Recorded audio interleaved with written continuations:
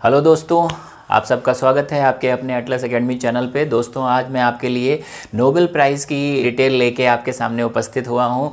Nobel prize में जितने भी हमारे देश में अभी तक नोबेल प्राइज़ आए हैं, नोबेल प्राइज़ का इतिहास क्या है और उससे संबंधित महत्वपूर्ण तथ्य भी कि कौन व्यक्ति है जिसे भाई 2 बार नोबेल पुरस्कार मिला, भौतिकी में, रसायन में, और जैसे कि हम लोग बात करते हैं मैडम क्यूरी को कब कब नोबेल प्राइज़ मिला है, तो वो सब डिटेल हमने तथ्यों के रूप में भी सम्मिलित की है। और बाकी 2020 में जो नोबेल प्राइज़ आए हुए जो बहुत महत्वपूर्ण है आपकी परीक्षा के लिए, वो भी उसमें आए हुए हैं।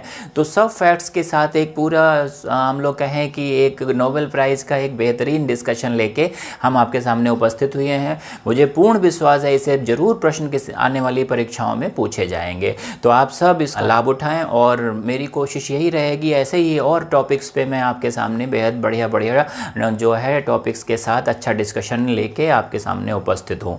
तो आज जो है नोबेल प्राइज़ की बात है, तो नोबेल प्राइज़ की शुरुआत कब हुई, क्या है, तो इसके बारे में हम लोग थोड़ा सा बात कर लेते हैं। जैसा कि आप सबको पता है, अल्फ्रेड नोबेल की याद में नोबेल प्राइज़ की शुरुआत हुई। उन्होंने डायनामाइट नामक एक विध्वंसक जो यंत्र बना दिया था, उसके बाद वो अपने हम से बहुत ज़्यादा जो है परेशान भी हुई है कि मैंने दुनिया में विध्वंसक चीज़ बना दी है। तो आगे चल के उन्होंने अपनी जितनी भी संपत्ति थी उसको स्वीडिश जो मेन बैंक थी, जो केंद्रीय बैंक थी, वहाँ पे अपनी पूरा जो एक उन्होंने वसीयत कर दी थी जाते जाते कि भाई आने वाले दिनों में जो दुनिया में अच्छे काम करेंगे, मानव कल्याण की बात करेंगे, उनको जो है इन 5 श्रेणियों में, अगर हम लोग कहें भौतिक शास्त्र, रसायन शास्त्र और चिकित्सा और साहित्य और शांति में नोबेल प्राइज़ दिए जाएं। तो ऐसी उनकी वसीयत थी। आगे चल के एक नोबेल फाउंडेशन बना जो एक निजी संस्थान था, और उसको जो है वो स्वीडन के केंद्रीय बैंक में जो पैसा उनकी वसीयत का था उसको जमा किया गया, और उससे जो भी जो हम लोग कहें कि प्रतिभूतियां हुई, और उससे जो है ये वर्तमान में नोबेल प्राइज़ दिए जाते हैं। तो 5 श्रेणियों की बात करें तो 5 श्रेणियों में भौतिक शास्त्र, रसायन शास्त्र, चिकित्सा और साहित्य और शांति की शुरुआत तो 1901 में ही हो गई थी। 1900 में नोबेल फाउंडेशन बना था। और अगर कहा जाए कि भाई इस तरीके से ये चलता रहा 1968 में जो है वहाँ की जो केंद्रीय बैंक थी स्वीडन की, तो उसने जो है इसमें सहयोग करने के लिए सोचा, और उनके अगर आग्रह पे जो है फिर 68 में ही 1968 में अर्थशास्त्र का एक अतिरिक्त नोबेल शुरू हो गया। तो अर्थशास्त्र का नोबेल जो है वो 1968 में इस पे बात हुई, और पहली बार जब दिया गया तो 69 में दिया गया। आगे चल के हम लोग बात करें तो भाई ये सब अक्टूबर में सबका अनाउंसमेंट हो जाता है। नोबेल जो है फाउंडेशन सबके जितने भी डाटा हैं पूरे विश्व से कलेक्ट करता है और एक अपनी कमेटी गठित करता है। उसके बाद उसमें जाके जो है जिसको देना होता है उसका नाम अनाउंसमेंट होता है। तो अक्टूबर में नाम का अनाउंसमेंट शुरू हो जाता है, और उसके बाद जो है ये 10 दिसंबर को दिए जाते हैं। 10 दिसंबर को हम लोग कहें स्वीडन की राजधानी स्टॉकहोम में इस तरीके के एक बेहतरीन समारोह के साथ जो है दिए जाते हैं। इसमें राशि दी जा रही है, नगद राशि वो, और एक पदक, एक डिप्लोमा इसमें दिया जाता है। तो अभी तक हम लोग कहें कि कितने नोबेल प्राइज़ कितने कितने लोगों को मिल चुके हैं। अच्छा, जो प्रथम विश्व युद्ध था, द्वितीय विश्व युद्ध, उसमें ये सस्पेंड हो, मतलब इनको रद्द कर दिया गया था। हम लोग कहें कि नोबेल प्राइज़ नहीं दिए गए थे, और उसके बाद जब जब दिए गए हैं, अगर हम लोग कहें प्रथम विश्व युद्ध के बाद और द्वितीय विश्व युद्ध के बाद जो पहला शांति की बात करें तो उसमें जो है हम लोगों ने रेड क्रॉस सोसाइटी को, क्योंकि उस समय उस संस्था ने बहुत लोगों की जान बचाई। तो हम लोग नोबेल के बारे में आज पूरी जानकारी एकत्रित करते हैं। अभी मैंने जो बताया शॉर्ट में, तो उसको हम लोग स्लाइड के फॉर्म में जो है ले लेते हैं। आपका रिवीजन अच्छी तरीके से हो पाएगा। इस वीडियो को आप आराम से जो है बैठ के 1-2 बार देखेंगे तो आने वाली परीक्षाओं में इससे प्रश्न जरूर मिलेंगे। बहुत अच्छा टॉपिक है, बहुत ही अच्छे फैक्ट्स मैंने कलेक्ट किए हैं आपके लिए। ये पक्का है कि भाई बहुत लाभकारी साबित होगा। ठीक है, तो चलिए हम सीधे चलते हैं। तो सबसे पहले तो अल्फ्रेड नोबेल साहब का जो है एक कोटेशन ही ले लेते हैं। For the greatest benefit to humankind. Alfred Nobel ने ही कहा था कि भाई जो यहाँ पे कोटेशन की बात की जा रही, for the greatest benefit to humankind, मानव कल्याण के लिए जितना हम जो है अधिकतम योगदान कर सकें या उनके फ़ायदे के लिए जो अच्छे कदम उठा सकें, यही सबसे बड़ा पुण्य है। तो इन्होंने भाई देखिए, उन्होंने वहाँ पे शुरुआत की है, और ये दुनिया में बहुत प्रतिष्ठित अवार्ड हो गया है नोबेल पुरस्कार। तो हमारे देश में कितने कितने आए हैं और इसकी थोड़ी सी हिस्ट्री ले लेते हैं हम लोग।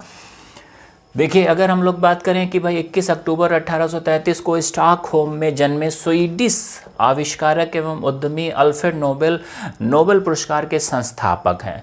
तो इनका जन्म 21 अक्टूबर को 1833 को हुआ था। इनका जन्म 21 अक्टूबर 1833 को स्टॉकहोम में हुआ था। 27 नवंबर 1895 में उन्होंने हस्ताक्षरित अंतिम वसीयत में उन्होंने मृत्यु के पश्चात शेष समस्त संपत्ति के उपयोग द्वारा प्रत्येक वर्ष भौतिक, रसायन, चिकित्सा, साहित्य और शांति से जुड़े ऐसे व्यक्तियों को पुरस्कृत करने के लिए निर्देश दिया था जिन्होंने अपने अपने क्षेत्रों में मानव जाति के कल्याण में सर्वाधिक योगदान दिया हो। 1901 से 2020 के बीच कुल 603 बार पुरस्कार दिए गए हैं और 1901 से 2020 के बीच 934 व्यक्तियों को और अगर हम कहें 28 संगठनों को नोबेल पुरस्कार से सम्मानित किया गया है। तो कुल अगर कहा जाए नोबेल पुरस्कार कितने बार दिए गए, तो अगर कहेंगे 603 बार। अगर हम यहाँ से बात करें तो देखिए यहाँ से हम लोग पॉइंट भी लेते हैं, 603 बार दिए गए। टोटल 900, अगर हम लोग कहें कि भाई 962 पुरस्कार विजेता पूरे हैं, 934 पुरस्कार विजेता व्यक्ति हैं और 28 संगठन हैं जिनको नोबेल पुरस्कार मिला है। यहाँ भी अगर हम लोग कहें कि कुछ व्यक्ति ऐसे हैं जिनको डबल मिला है, तो व्यक्तियों की अगर श्रृंखला की बात की जाए तो 930 जो है वो व्यक्ति विशेष हैं और कुछ ऐसे संगठन हैं जिनको कई बार नोबेल पुरस्कार मिला है, तो 25 संगठन है। 930 व्यक्ति और 25 संगठन को कुल 962 पुरस्कार अब तक दिए जा चुके हैं। 603 बार नोबेल पुरस्कार वितरित किए जा चुके हैं। 1901 से 2020 तक प्रथम विश्व युद्ध और द्वितीय विश्व युद्ध के दौरान नोबेल पुरस्कार रद्द रहे थे। ठीक है, तो ये फैक्ट्स हो गए। हम लोग अगला चलते हैं। अल्फ्रेड नोबेल ने अपनी अधिकांश संपत्ति 31 मिलियन स्वीडिश क्रोनर जो है 31 मिलियन स्वीडिश क्रोनर को उस समय जो है, इससे थोड़ी सी अधिक अगर मात्रा कहें तो 31 मिलियन जो है वो बिल्कुल डाटा है कि भाई 31 मिलियन स्वीडिश क्रोनर को उन्होंने जो है वहाँ की जो केंद्रीय स्वीडिश जो बैंक है उसमें जमा किया था और एक फंड में परिवर्तित करने और सुरक्षित प्रतिभूतियों के निवेश करने के लिए छोड़ दिया था। तो देखिए, अपनी वसीयत में उन्होंने 27 नवंबर को 1895 को एक वसीयत की। उन्होंने ऐसा विचार रखा और उसके बाद वो दुनिया को अलविदा कह के चले गए। 1900 में नोबेल फाउंडेशन की नींव पड़ी और उसमें उनकी वसीयत को जब पढ़ा गया तो उनकी सब संपत्ति को टोला गया, निकाला गया, तो उसमें 31 मिलियन स्वीडिश क्रोनर निकल के आए और उनको जो है जो स्वीडिश केंद्रीय बैंक है उसमें जमा किया गया और उससे जो आगे चल के जो ब्याज है या कहें उससे जो भी बॉन्ड्स या जो भी सालाना जो पैसे बने वो सब नोबेल पुरस्कार के रूप में जो है दिए जा रहे हैं। उस जमाने से आज तक वो जो है चल के आया हुआ है। वर्तमान में देखिए 2021 में जब नोबेल पुरस्कार अभी 10 दिसंबर को दिए जाएंगे, उस समय हर व्यक्ति को जो भी प्रति व्यक्ति 10 मिलियन जो है वो रुपया मिल रहा है। 10 मिलियन जो है वो रुपया मिल रहा है। 10 मिलियन डॉलर के आसपास ये रुपया जो है वो हर नोबेल पुरस्कार विजेता को मिल रहा है। ठीक है, 1900 में एक निजी संस्थान के रूप में नोबेल फाउंडेशन की स्थापना हुई। भौतिक, रसायन, चिकित्सा, साहित्य और शांति के क्षेत्र में नोबेल पुरस्कार वर्ष 1901 से प्रदान किए जा रहे हैं। 1901 में, अब देखिए 1901 में जो नोबेल पुरस्कार मिले तो सबसे पहले भौतिकी के जो अगर हम लोग बात करें तो इसमें एक्सरे के जो आविष्कारक थे रोंटगन, उनको मिला था। उसके बाद अगर हम लोग बात करें तो देखिए ये तो रोंटगन साहब हैं, भौतिकी में इनको मिल गया। देखिए हेनरी डुआंट जो है शांति में पाए थे और फ्रेडरिक पास्यो जो है ये शांति में, सुली प्रोधोमे साहित्य में, भौतिकी में रोंटगन और वान ठाप रसायन में और एमिल वान बेहरिंग जो है वो चिकित्सा में पाए थे। तो 1900 में अगर पूछा जाए कि चिकित्सा का पहला नोबेल पुरस्कार किसे मिला तो वान बेहरिंग को, भौतिकी का प्रथम नोबेल पुरस्कार किसे मिला तो रोंटगन को, रसायन विज्ञान का प्रथम नोबेल पुरस्कार किसे मिला तो वान ठाफ को, तो चिकित्सा का वान बेहरिंग और उसके बाद फिजिक्स का रोंटगन ने जीता था और रसायन विज्ञान का पहला नोबेल पुरस्कार तो वान ठाफ। तो इस तरीके से अगर कहें कि भाई जो है साहित्य का तो सुली प्रुधोमे, और उसकी बात करें कि हेनरी डुआंट को शांति का नोबेल पुरस्कार मिला था। 5 क्षेत्रों में तब दिया जा रहा था, यहीं से शुरुआत हुई थी 1901 में। 1901 में पहली बार नोबेल पुरस्कार विजेताओं के नाम आपके सामने लिखे हुए हैं। अर्थशास्त्र के नोबेल पुरस्कार की स्थापना स्वेरिजेस रिक्सबैंक, स्वीडन का केंद्रीय बैंक जो है, उसने वर्ष 1968 में की। पहली बार 1969 में ये प्रदान किया गया। अब देखिए पहली बार जो प्रदान किया गया तो भाई किसे प्रदान किया गया, तो अर्थशास्त्र का पहला नोबेल पुरस्कार हम लोग बात करें तो भाई किसे मिला है, तो देखिए रैगनर फ्रिश और ये टिनबर्गन, इनको 1969 में मिला था। 1969 में अर्थशास्त्र का पहला नोबेल पुरस्कार किसे मिला है, तो आपके सामने देखिए भाई नाम लिखा हुआ है रैगनर फ्रिश और जॉन टिनबर्गन। अब देखिए अगर हम लोग कहें कि इलिनॉर ओस्ट्रम जो है, इनको 2009 में अर्थशास्त्र का पहला नोबेल पुरस्कार पाने वाली महिला की बात करें तो इलिनॉर ओस्ट्रम नाम है इनका। 2009 में इनको अर्थशास्त्र का नोबेल पुरस्कार मिला था। द्वितीय जो महिला है वो हमारे देश से अगर ताल्लुक़ रखने वाले एक अभिजीत बनर्जी जो है, उनकी वाइफ जो है वो एस्थर डफलो है, एस्थर डफलो। तो एस्थर डफलो जो है वो द्वितीय महिला है जो अर्थशास्त्र में नोबेल पुरस्कार पाई। और ये यंगेस्ट अगर हम लोग कहें कि सबसे युवा अर्थशास्त्री महिला जो है वो एस्थर डफलो हैं। इनको 2019 में नोबेल पुरस्कार मिला है। तो 2000 देखिए शुरुआत कब हुई, 1969 में पहला जो नोबेल पुरस्कार मिला अर्थशास्त्र में वो रैगनर फ्रिश को मिला, टिनबर्गन को मिला, और फिर उसके बाद 2009 में जाके एलिनॉर ओस्ट्रम को मिला जो पहली महिला हैं, और दूसरी जो महिला है उनको 19 में मिला है, उनका नाम है एस्थर डफलो। ठीक है, एस्थर डफलो सबसे युवा अर्थशास्त्री जो नोबेल पुरस्कार पाया एस्थर डफलो है। ठीक है, तो हम लोग और चलते हैं। प्रत्येक वर्ष अक्टूबर माह में नोबेल पुरस्कारों की घोषणा की जाती है। नोबेल पुरस्कारों का वितरण अल्फ्रेड नोबेल की पुण्यतिथि 10 दिसंबर, देखिए भाई 10 दिसंबर को इसकी घोषणा की जाती है। उसके बाद नोबेल पुरस्कार विजेता को एक स्वर्ण पदक, डिप्लोमा और स्वीडिश नागरिकता में एक्सटेंशन और नगद राशि, ये 3 चीज़ें जो है स्वर्ण पदक, डिप्लोमा और नगद राशि जो है वो दी जाती है। उसके बाद अगर हम लोग और बात करते हैं कि प्रत्येक नोबेल पुरस्कार में एक वर्ष में अधिकतम 3 लोगों को पुरस्कृत किया जा सकता है। आप देखिए नोबेल पुरस्कार में अक्सर आप देखते हैं चिकित्सा के क्षेत्र में, भौतिक के क्षेत्र में 3-3 लोगों को नोबेल पुरस्कार दिया जा रहा है। तो ये अधिकतम 3 लोगों को पुरस्कृत करने का एक प्रावधान है। नोबेल पुरस्कार अब तक केवल 2 बार मृत व्यक्तियों को प्रदान किया गया है। ठीक है, तो भाई देखिए हमारे देश के बापूजी अगर हम लोग कहें महात्मा गांधी जी, इनको भी कई बार जो है नॉमिनेट किया गया, लेकिन उनको अंततः जो है नोबेल पुरस्कार नहीं मिल पाया। और आप देखिए 48 की बात करें तो उस समय पूरी संभावना थी, लेकिन वो जो है जनवरी में ही 30 जनवरी 1948 को उनकी जो है हत्या कर दी गई। इस वजह से वो नोबेल पुरस्कार जो शांति का नोबेल पुरस्कार के लिए कई बार नामित होने के बाद भी इनको पुरस्कार नहीं मिल पाया। नोबेल पुरस्कार अब तक केवल 2 बार मृत व्यक्तियों को प्रदान किया गया है, एरिस एक्सेल और ये डिग हैमरशोल्ड और एरिस, अगर हम लोग बात करें एरिस एक्सेल, इनको सिर्फ 2 ही व्यक्ति हैं 1931 में और 1961 में। 61 में 2 मृत व्यक्तियों को ही अब तक जो है वो नोबेल पुरस्कार दिया गया है। अगले पे हम लोग आते हैं।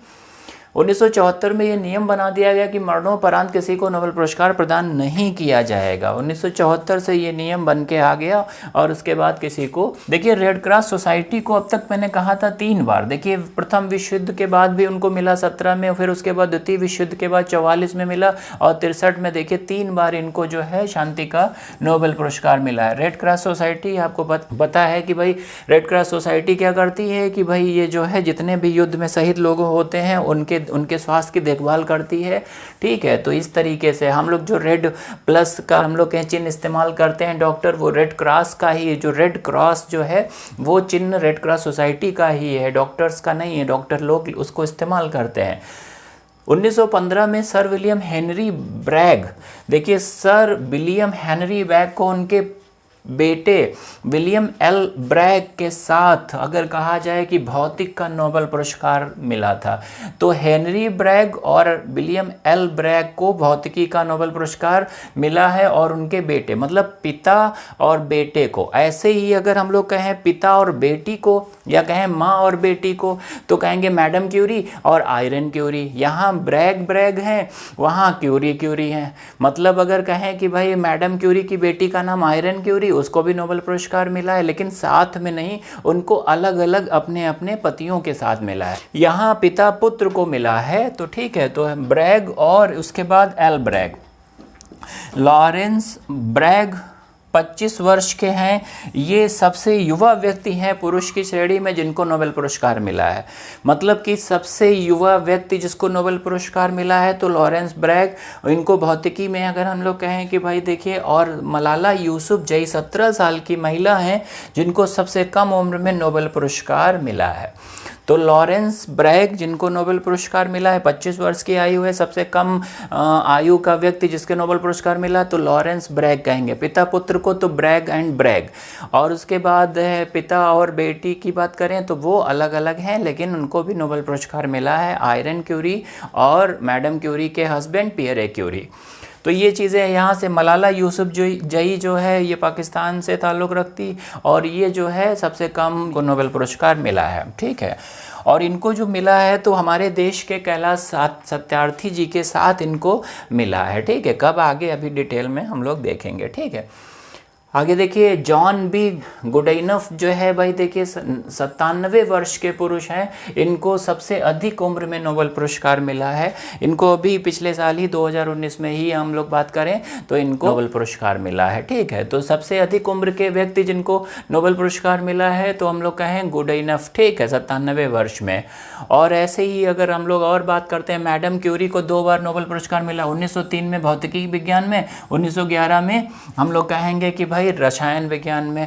तो रेडियम की खोज में, पोलोनियम की खोज में इनको 2 बार नोबेल पुरस्कार मिला, लेकिन पता है 1903 में भौतिकी के क्षेत्र में मिला है, और उसके बाद जो है 1911 में इनको रसायन के क्षेत्र में मिला है। डबल नोबलर है। अगर हम लोग कहें कि भाई इनको कब कब मिला है तो ये डिटेल लिखी है। अच्छा, मैडम क्यूरी को पुरस्कार, जो नोबेल पुरस्कार मिला है वो उनके पति के साथ मिला है, पियरे क्यूरी। और इनकी जो 2 बेटियां हैं, दोनों को नोबेल पुरस्कार मिला है।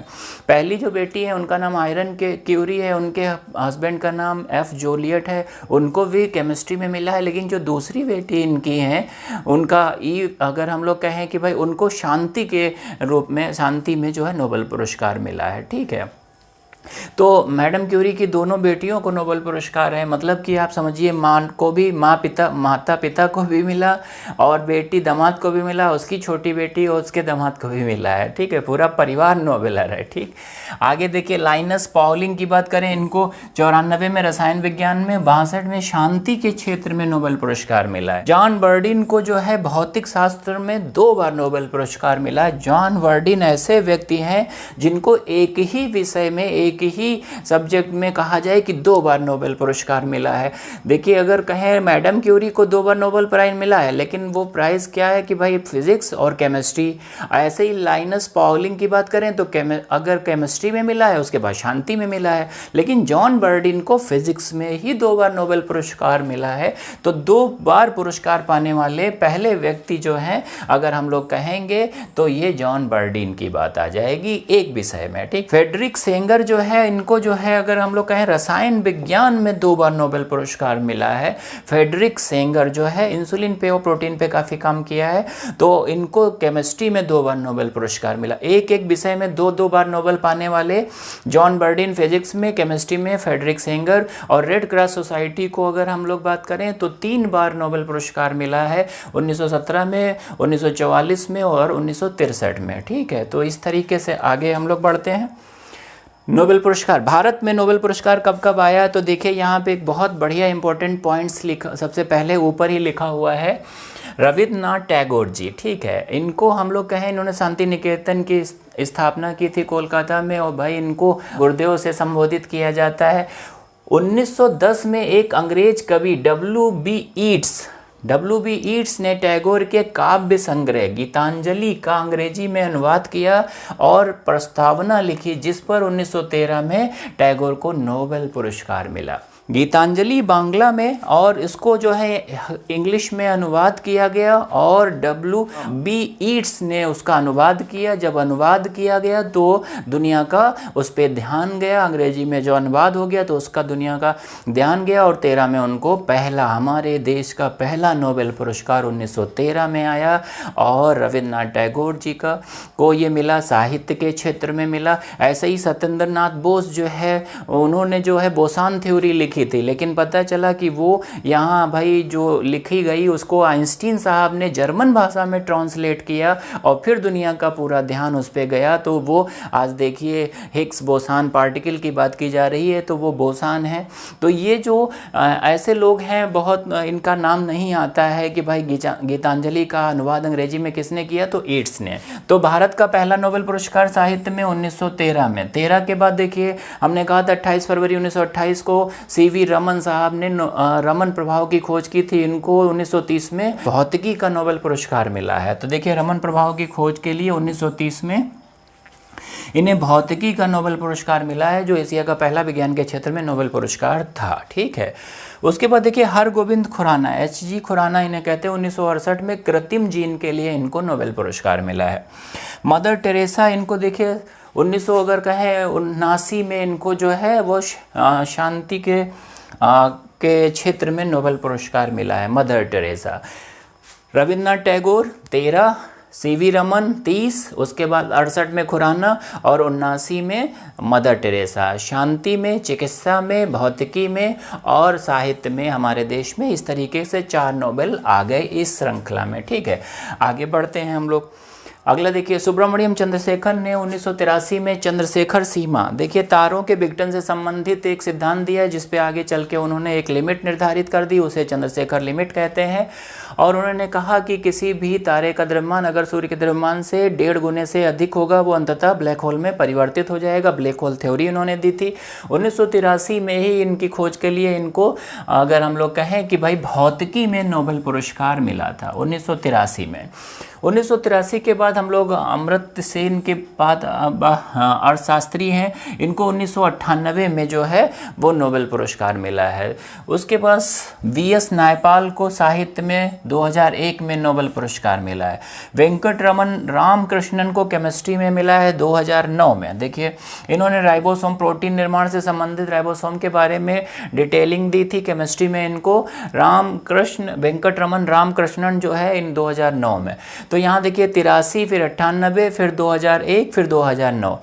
83, 98, 2001, 2009। 83 में चंद्रशेखर सुब्रमण्यम चंद्रशेखर, 2001 में अमर्त्य सेन और उसके बाद V.S. नायपाल 2001 में और उसके बाद V. रामकृष्णन तो 2009 में। उसके बाद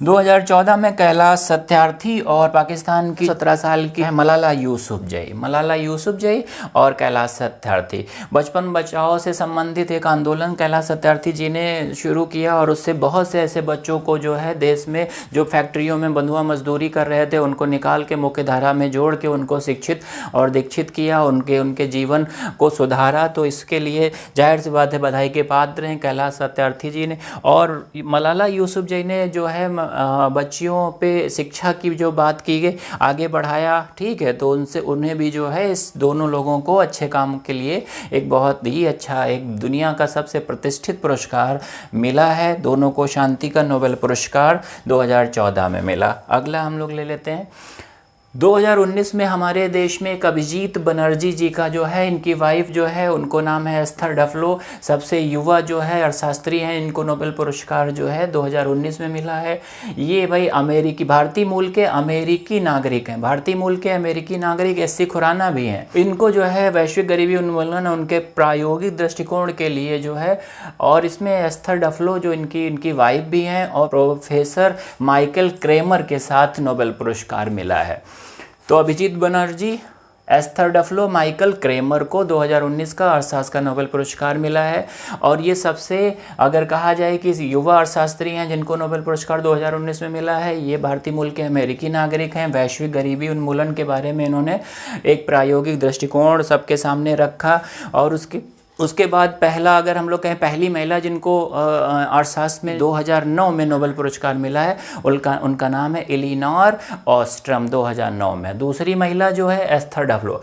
अभी तक कहा जाए कि अर्थशास्त्र में सिर्फ 1969 से शुरू हुआ ये पुरस्कार और 2020 तक जो है 2 महिलाओं को अभी तक मिला हुआ है। ठीक है, आगे हम लोग चलते हैं। पुअर इकोनॉमिक्स इनकी किताबें हैं, देखिए ये भी good economics for the hard time. ठीक है, पुअर इकोनॉमिक्स पूछा जा सकता है कि भाई जो है पुअर इकोनॉमिक्स किताब किसकी है, तो अभिजीत बनर्जी व एस्थर डफ्लो द्वारा लिखित पुस्तकें हैं, पुअर इकोनॉमिक्स और good economics for hard times. अगला हम लोग ले लेते हैं, ये तो हमारे देश के थे। अब सीधे हम लोग आ जाते हैं 2020 के नोबेल पुरस्कार की बात कर लेते हैं।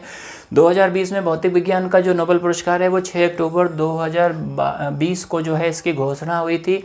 और इसको पाने वाले रोजर पेनरोज, ये हम लोग कहें कि भाई यूके के हैं, और रेनहार्ड गेंजेल और एंड्रिया गेज, इन्होंने ब्लैक होल से संबंधित और एक कहा जाए सबसे अधिक घनत्व के जो खगोलीय पिंड हैं उनके बारे में जानकारी दी है। ब्लैक होल से संबंधित आइंस्टीन के सापेक्षता सिद्धांत को परिभाषित करने की कोशिश की है और सुपरमैसिव सेलेस्टियल बॉडी की बात की गई है। ठीक है, सुपरमैसिव सेलेस्टियल बॉडी के बारे में इन्होंने डिटेलिंग दी है। ठीक है, तो भौतिकी का जो नोबेल पुरस्कार है वो इन 3 लोगों को मिला है।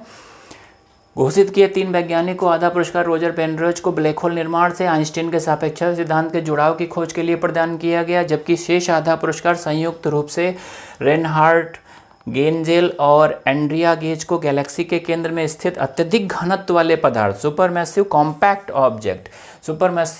कॉम्पैक्ट ऑब्जेक्ट की खोज के लिए प्रदान किया गया। तो देखिए 3 लोगों को पुरस्कार ये मिला है, लेकिन 3 वैज्ञानिकों में से आधा पुरस्कार जो है रोजर पेनरोज को जाता है। रोजर पेनरोज को आधा पुरस्कार जाता है, इन्होंने ब्लैक होल और आइंस्टीन के सापेक्षता सिद्धांत की बात की गई है।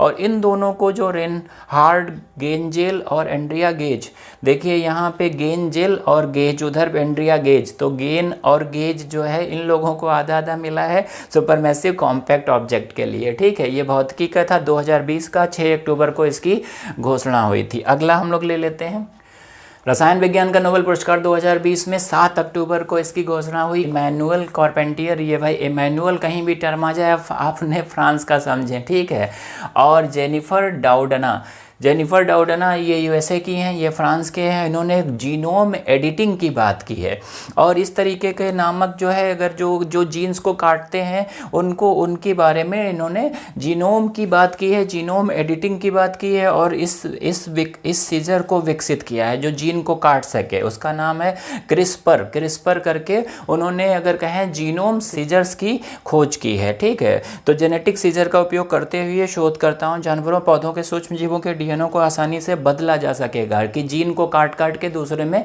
हम लोग मिला सकेंगे। ये क्रिस्पर नाम का एक जो है उन्होंने जेनेटिक सीजर की खोज की है। इमैनुअल कार्पेंटियर और जेनिफर डाउडना, ठीक है, अमेरिकी हैं, वो फ्रांस की हैं। 7 अक्टूबर को इनको जो है भाई ये घोषणा हुई थी। ठीक है, अगला लेते हैं। चिकित्सा विज्ञान का नोबेल पुरस्कार जो है संयुक्त रूप से 3 वैज्ञानिकों को मिला है। ये 2 अमेरिकी हैं, एक यूनाइटेड किंगडम से संबंधित रखते हैं। ये तीनों, एक यूनाइटेड किंगडम से, 2 अमेरिकी। तो देखिए चार्ल्स एम राइस जो है यूएसए के हैं और आल्टर जो है यूएसए के हैं। माइकल ह्यूटन जो है वो ब्रिटेन के हैं। तो राइस, आल्टर यूएसए के, ह्यूटन ब्रिटेन के हैं। इन्होंने हेपेटाइटिस सी वायरस की खोज की है। तो 2020 का चिकित्सा का नोबेल पुरस्कार हेपेटाइटिस सी वायरस की खोज के लिए आल्टर, ह्यूटन और राइस को मिला है। आल्टर और राइस यूएसए नागरिक हैं और ह्यूटन जो है यूनाइटेड किंगडम के भाई ताल्लुक़ रखते हैं। ठीक है, तो चिकित्सा का 5 अक्टूबर, देखिए सबसे पहले चिकित्सा की भाई जो है अवार्ड की घोषणा की गई। ठीक है, इससे पहले जो अभी बात कर रहे थे हम लोग वो केमिस्ट्री की, तो वो इसके बाद है। तो 5 अक्टूबर को इसके हम लोग नोबेल पुरस्कार की ये घोषणा की गई थी। अगला हम लोग ले लेते हैं 12 अक्टूबर को अर्थशास्त्र के नोबेल पुरस्कार के बारे में घोषणा की गई है। 12 अक्टूबर को कभी कभी ये घोषणा पूछ ली जाती है कि भाई अर्थशास्त्र के नोबेल पुरस्कार की घोषणा कब की गई। संयुक्त रूप से अमेरिकी अर्थशास्त्रियों को ये दिया गया है, अमेरिकी अर्थशास्त्रियों को ये प्रदान किया गया है। पहले हैं मिलग्रोम और दूसरे हैं विल्सन। तो मिलग्रोम और विल्सन को नीलामी सिद्धांत में सुधार के लिए दिया गया है, नीलामी सिद्धांत में सुधार और नए नीलामी स्वरूप के आविष्कार के लिए दिया गया है। अब देखिए 2000 जो है 20 का जो अर्थशास्त्र का नोबेल है 2 अमेरिकी अर्थशास्त्रियों को दिया गया है। एलिनॉर, यही मैं बोल रहा था, एलिनॉर ओस्ट्रम जो है 2009 में अर्थशास्त्र का नोबेल पाने वाली पहली महिला है तथा एस्थर डफलो दूसरी महिला है। एस्थर डफलो के पुरस्कार पाने वाली सबसे युवा अर्थशास्त्री हैं, 2019 में इनको भी मिला है। तो देखिए 9 और 19 और अर्थशास्त्र के नोबेल पुरस्कार की शुरुआत कब हुई? 1969 से। चलिए अगला हम लोग ले लेते हैं साहित्य का नोबेल पुरस्कार 2020 की। इसकी अगर कहा जाए अमेरिकी ये भी हैं, लेखिका हैं लुईस ग्लक। लुईस ग्लक को इस बार का साहित्य का नोबेल पुरस्कार मिला है 2020 का। ये अमेरिकी जो है वो लेखिका हैं, कवित्री हैं, ठीक है, प्रसिद्ध कवित्री हैं, ये भी अमेरिका से ताल्लुक़ रखती हैं। उसके बाद उन्हें यह सम्मान उनकी सुस्पष्ट कवित्वपूर्ण वाणी जो खूबसूरती के साथ व्यक्तिगत अस्तित्व को सार्वभौमिक बनाता है उसके लिए प्रदान किया गया। नोबेल पुरस्कार पाने वाली 16वीं महिला लेखिका हैं। अभी तक 16 अगर हम लोग कहें महिला लेखिकाओं को ये पुरस्कार मिला है। उनकी सबसे प्रशंसित संग्रहों में से एक है the wild iris. The wild iris इनकी किताब है। और उसके बाद जो 92 में प्रकाशित हुई थी द ट्रायम्फ ऑफ एचलीज, ये अन्य रचना है। तो ये प्रश्न भी पूछ सकते हैं the wild iris, the triumph of Achilles ये किसकी किताबें हैं? तो लुईस ग्लक की हैं, ये अमेरिकी कवित्री हैं। 2020 का इनको साहित्य का नोबेल पुरस्कार मिला है। ठीक है, अगला हम लोग नोबेल का शांति पुरस्कार इसे विश्व खाद्य कार्यक्रम को मिला है। विश्व खाद्य कार्यक्रम जो है ये भुखमरी मिटाने के लिए खाद्य सुरक्षा पर केंद्रित संयुक्त राष्ट्र एजेंसी है। इसका मुख्यालय रोम में है। और इसी से संबंधित एक और संस्थान है जिसके FAO बोलते हैं, फूड एंड एग्रीकल्चर ऑर्गेनाइजेशन, उसका भी मुख्यालय रोम में है। तो खाद्य से संबंधित दोनों, एक तो ये WFP इसका मुख्यालय रोम में है और FAO का भी मुख्यालय जो है रोम में है। और इस बार किसको भाई शांति का नोबेल पुरस्कार मिला है? तो WFP को मिला है। ठीक है, तो बस यहीं तक था। ये नोबेल पुरस्कार मैंने बहुत स्पीड में आपके सामने जो है अपना जितना भी आपका डाटा है ये बहुत उपयोगी है। इसको कई बार जो है वीडियो को देखें और इससे संबंधित जितने भी डाटा हैं उनको मेमोराइज़ करें, उसको दिमाग में बिठाने की कोशिश करें। इससे प्रश्न आने वाली परीक्षाओं में पक्का आएंगे, आप इसे जान लें। ठीक है, तो ये था आज का हमारा नोबेल प्राइज़ का एक वीडियो जो आपके सामने मैंने जो है प्रस्तुत किया। उम्मीद करते हैं आपको ये अच्छा लगेगा। अगर अच्छा लग रहा है तो आप दूसरों तक इसको शेयर करें और हमारा भी मनोबल बढ़ाएं। चैनल जो नए लोग हैं जिन्होंने अभी तक चैनल सब्सक्राइब नहीं किया है वो भाई चैनल को सब्सक्राइब कर लें। आने वाले दिनों में हम लोग जो है ऐसे ही अच्छे वीडियो आपके सामने प्रस्तुत करते रहेंगे। ठीक है, तो बस आप लोग अपना ख्याल रखें, परीक्षा में लगे रहें। आप सबकी इस समय परीक्षा काल शुरू हो गया है, आने वाले दिनों में ढेरों परीक्षाएँ हैं। आप सब लोग अपना पूर्ण अगर आप जितनी भी आपके अंदर क्षमता है उसका उपयोग करते हुए पढ़े रहें और जहाँ से भी अच्छी चीज़ें मिल रही हैं उनको रिकॉल करें, रिवाइज़ करें और परीक्षा में सफल हों। बस आज के लिए इतना ही। ठीक है, आप सब अपना ख्याल रखें। आप सबका बहुत बहुत धन्यवाद।